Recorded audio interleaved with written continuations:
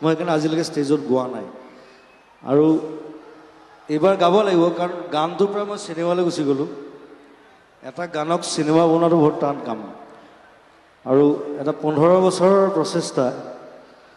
15 বছৰ আগতে মই ৰাজেশক কৈছিলোঁ যে মোৰ এনেকুৱা এটা ষ্টৰী আছে খালি মই তাত ব্লাইণ্ড এজন ব্লাইণ্ড ছিংগাৰ তাৰ ষ্ট্ৰাগল তাৰ লাইফ তাৰ গান আৰু মই ভাবোঁ যে এই গানটো খুব মিলে সেই গোটেই কেৰেক্টাৰটোৰ লগত সেইকাৰণে গানটো ইউজ কৰিছোঁ আৰু নতুনকৈ বনাবলগীয়া হৈছে আকৌ গানটো প্ৰায় 20 বছৰ পিছত আকৌ গানটো বনাইছোঁ মই নতুনকৈ বহুত কষ্ট হ'ল গানটো বনাওঁতে প্ৰায় 2 বছৰ লাগিলে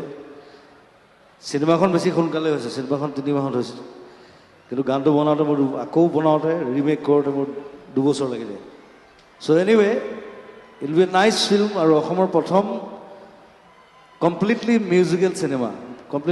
চিনেমা কোনো কৰা নাই অসমত আজিলৈকে সেইটো মই কৰিছোঁ দুই বিনালে নিশাই বিনালে ৰাতিপুৱা বলে কিমান পৰ